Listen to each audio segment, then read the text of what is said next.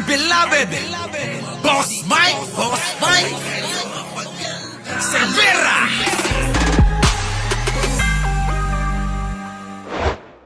Painting nga bukas. Diha, kasayop. Scam! Tawag, ana, in short. Para di na tamutaas ang storya dire. Galit na galit si Bastin, di man lang makapagtagalog. Scam daw mga kababayan, yung 20 pesos na bigas. Eh yung confidential fund, ano kaya tawag ni Basti doon, mga kababayan? Tanong ko lang. Kung yung bigas, mga kababayan, scam daw. Kasi wala namang 20 pesos na bigas. Eh nagkaroon ng 20 pesos na bigas, scam pa kaya pa rin yun? O ngayon, tanongin niyo si Baste. Baste, ano naman tawag mo sa confidential fund na hindi mapaliwanag kung saan napunta? Dito ba? Dapat tinatanong natin yan sa kanila. Pusong Pinoy, masasagot mo ba? O si Argo na lang? Kasi nandyan naman. Argo, masasagot mo ba? Kung ano naman tawag sa confidential fund na hindi mapaliwanag kung saan napunta sa loob lamang ng 11 araw. Sa dami nila, sa dami nilang puna sa gobyerno ni Pangulong Bongbong Marcos, yung tinatanong ng taong bayan, kay Buday, kay Sara Duterte, hanggang ngayon wala pang kasagutan. Diba? Hanggang ngayon, mga kababayan, wala pa rin kasagutan. Pero ang dami nilang batikos, di ba?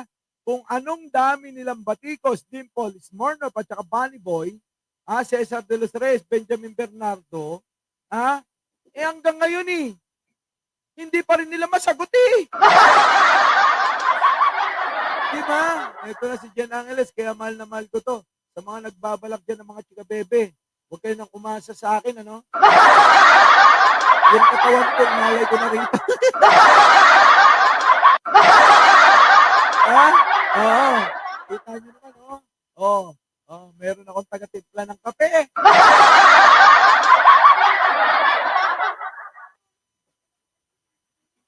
Grabe ka naman, mahal daw pag may utos. Pag wala daw utos, hindi na raw siya mahal.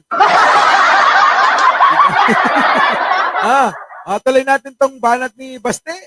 Ibakak din mo ng tagbainting nga bukas. Diha, kasayop. Scam! Tawag, ana, in short. Para di na tamutaas ang storya dire. Di manggod, ingani manggod na, og politiko ka, mutungtong kag itablato, og unsay ingno nimo, timan-an nas tao. Mustorya kag ingon ana, siguro. Pwede po ba sa mga kababayan natin Bisaya dyan, paki-explain naman Kasi po mga kababayan yung sinasabi ni Baste, ewan ko ba, di ko alam kung siya lang nakakaintindi o meron dyan nakakaunawa. Iusap ko lang, Baste, pwede ba sa susunod magtagalog ka na? Tandaan mo mga Pilipino tayo, ang pambansang salita, ang pambansang lingwahe ng Pilipino ay Tagalog. Para mas maunawaan ng nakakarami, yung sinasabi mo, dapat Tagalogin mo. Kasi, hindi ka mananalo maging presidente. Ako, Ilocano ako. Pero nagtatagalog ako. Bakit? Kasi para mas maunawaan nating lahat, no? Si Basti, hindi makapagtagalog ng diretsyo. Basti, ano ba talaga? Di ba pwede? Mag-Chinese ka na lang kaya. Pero kay tungod, maay mo kinabuhi, naman mo ikaya manggod.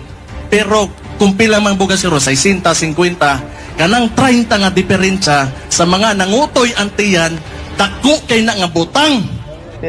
Hindi natin maiwasan na makita. Yan ang sagot ni Pangulong Bongbong Marcos sa iyo. Ito ho yung pagkakaiba ng matalino at bobo.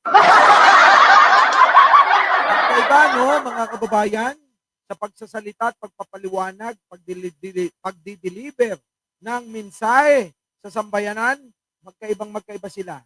Opo, dito nyo na makikita yung row 4 at row 1. Sino ho row 4 dyan? Classmate! Ropor po ako. Oo ha, ropor po ako. Aloy, Pangulo, ano sagot mo dyan?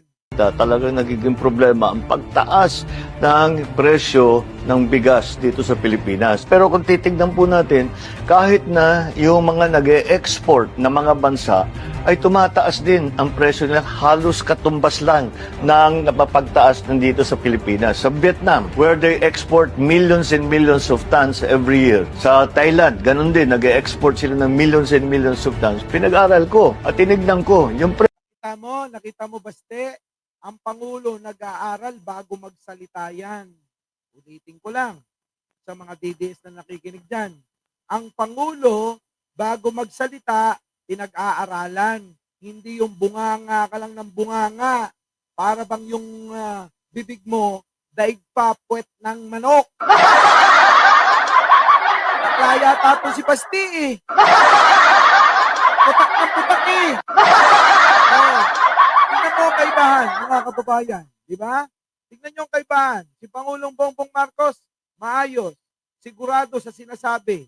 May sense yung sinasabi. Maunawaan ng kahit sinong tao yung sinasabi. Mula sa pinakamababa hanggang pinakamataas. Maunawaan nila. Pero si Basti, mga kababayan, kulang na lang, mga kababayan. Magkulong to. Saan? Sa Imburnal.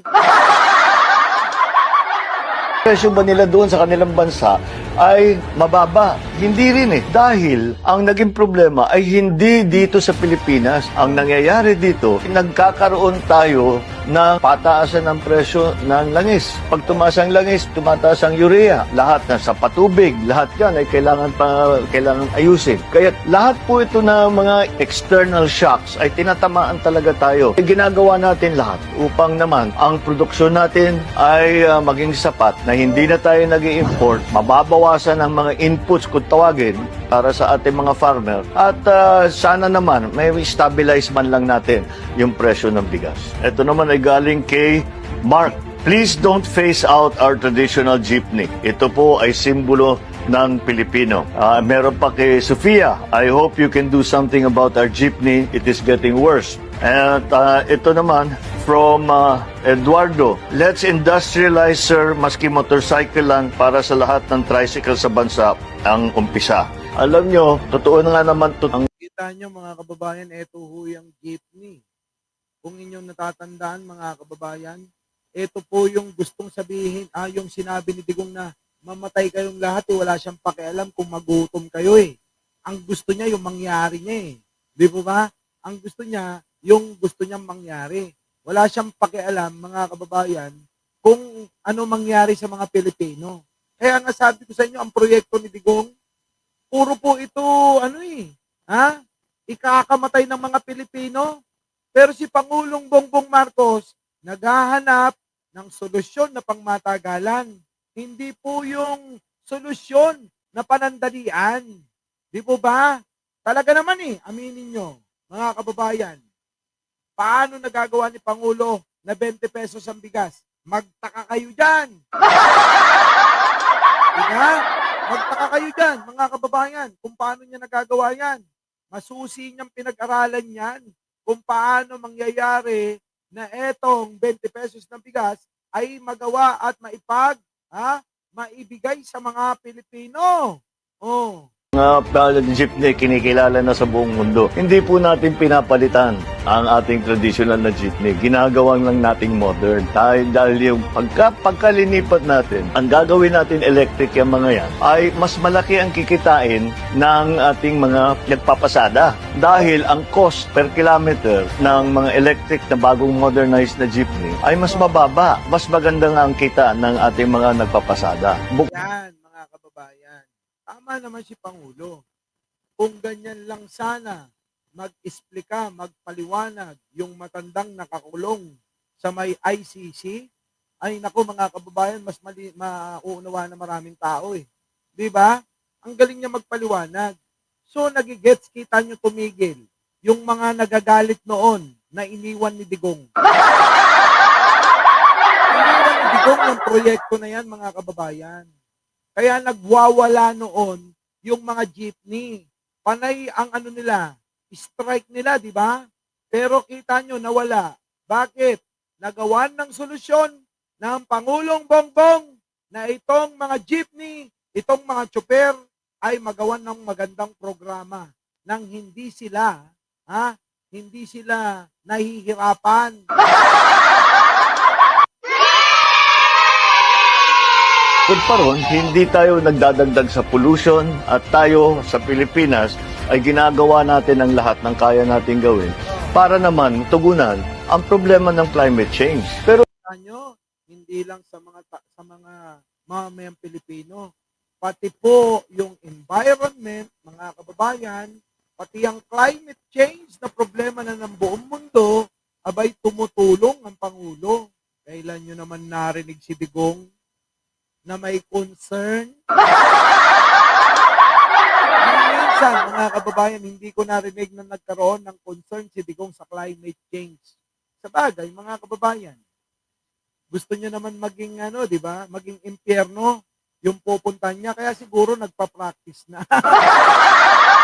Kaya gusto niya mag-init, tuloy. higit pa sa pagbabago at pagmoderno ng mga pampublikong sasakyan, kailangan na rin nating iwanan ang lumang pag-uugali sa kalye. Dapat Naku, sorry iron lace talaga.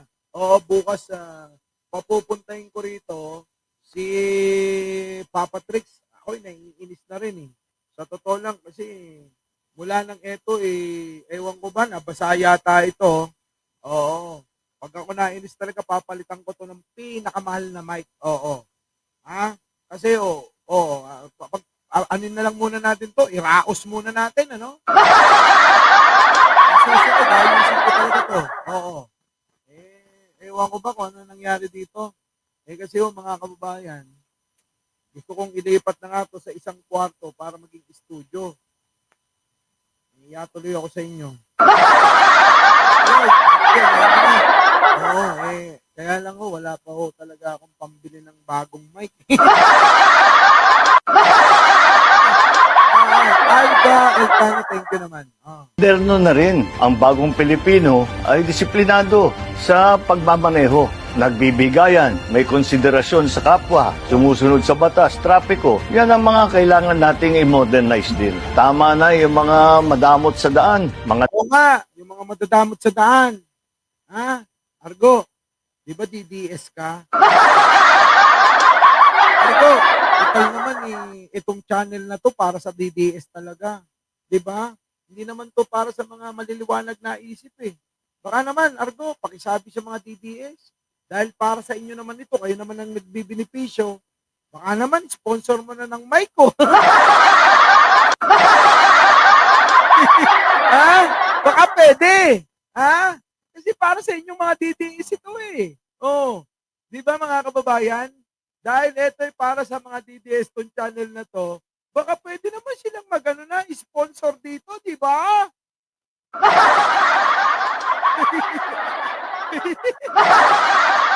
Ako, pangunahan mo na. Our beloved Boss Mike Cervera.